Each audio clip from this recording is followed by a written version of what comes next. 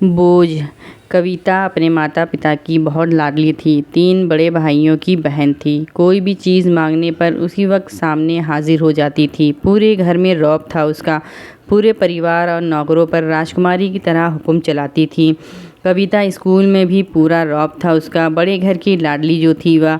ऐसे ही उसने कॉलेज में दाखिला लिया। उसके ठाट बाट, बड़ी गाड़ी में आना जाना, हर दिन नया फैशन देखकर हर कोई उससे दोस्ती करना चाहता था।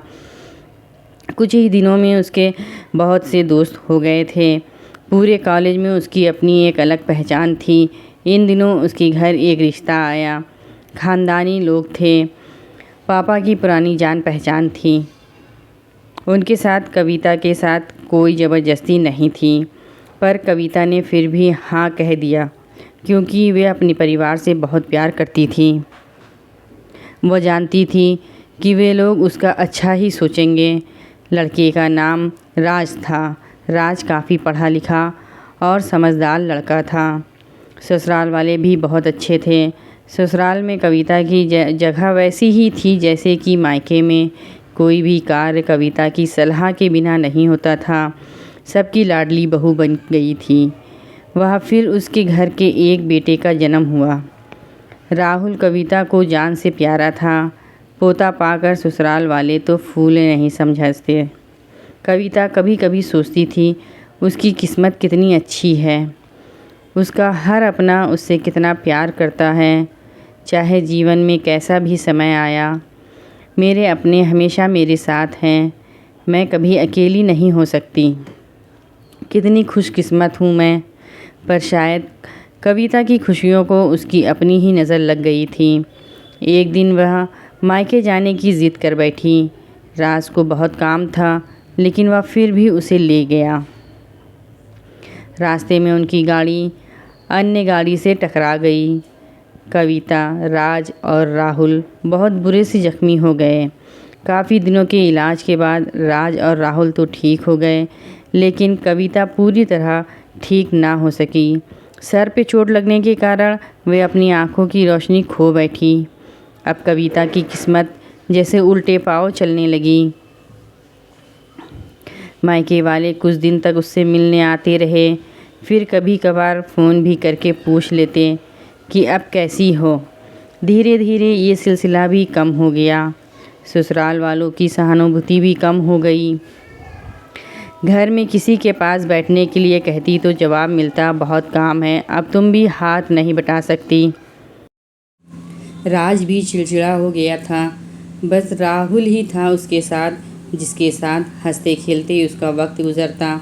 एक दिन कविता के हाथ से कुछ सामान गिर गया, जिसकी वजह से राहुल को हल्की सी चोट लग गई। कविता के सास ससुर ने राहुल को उससे अलग कर दिया कि कहीं उसके ना देखने की वजह से बच्चे का कोई नुकसान ना हो जाए। कविता अंदर से टूट चुकी थी।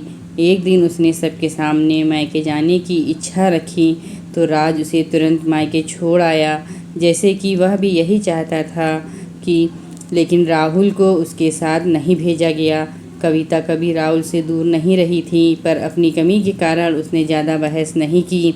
कविता को लगा कि वो 3-4 दिन वहाँ रहेगी तो थोड़ा हवा पानी बदल जाएगा, क्योंकि वह कितने दिनों से कभी भी बाहर नहीं गई थी। घर वाले भी इतने दिनों बाद उसे देखकर कितने खुश होंगे। कविता के घर पहुँचने पर सब लोग बहुत खुश हुए। खाने में सब कुछ कविता की पसंद का ही बना था। उसने अपनी मम्मी पापा और भाई भाइयों से दिल खोल कर बातें की। उनके छोटे छोटे बच्चे भी बुआ के साथ घुल मिल गए थे। रात को सोने का वक्त जब वे कपड़े बदलने लगी तो उसे पता चला कि उसकी बैग तो बहुत भरा हुआ था। वे सब समझ गई। वे बहुत उदास हो गई। कुछ दिनों तक तो सब ठीक रहा, फिर जैसे सब बदलने लगा। सबका व्यवहार बदल रहा था।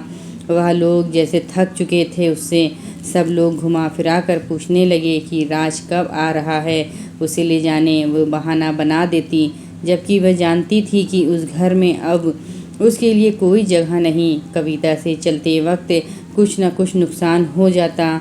थोड़ी बहुत टोका टाकी उसे सुनाई देती, वह टाल देती। एक दिन उसके हाथ से लगकर एक कीमती फूलदान टूट गया। छोटी भाभी ने बहुत हंगामा मचाया। कविता के माता पिता रोज़ रोज़ के झमेले से तंग आ गए थे। उन्होंने राज को खुद से फ़ोन कर दिया। राज कविता को अपने घर ले गया। कविता को अपने परिवार वालों से ये उम्मीद ना थी। जिस कविता के कहने बिना घर में एक पत्ता भी नहीं हिलता था, उस घर के लिए वह अब बोझ बन चुकी थी। राज के साथ ससुराल आते वक्त वे बहुत खुश थी, क्योंकि वह अपने घर जा रही थी, अपने जिगर के टुकड़े राहुल के पास। परंतु ये खुशी भी कुछ पल की ही थी। सारा बंदोबस्त पहले ही किया हुआ था। कविता को सीधे ऊपर वाले कमरे में पहुंचा दिया गया। राहुल से दूर रहने की सख्त चेतावनी दी गई। एक काम वाली लता को उसकी जिम्मेदारी सौंपी गई, जो उसके खाने पहनने जैसे ज़रूरतों का ध्यान रखती। कविता ज़्यादातर चुप ही रहती। कभी कभी काम वाली लता से थोड़ा बतिया लेती। उसके ज़रिए राहुल का पता चल जाता। सबकी लाडली बेटी आज और बहू सबके लिए लाडली से बोझ बन चुकी थी। आपको वीडियो पसंद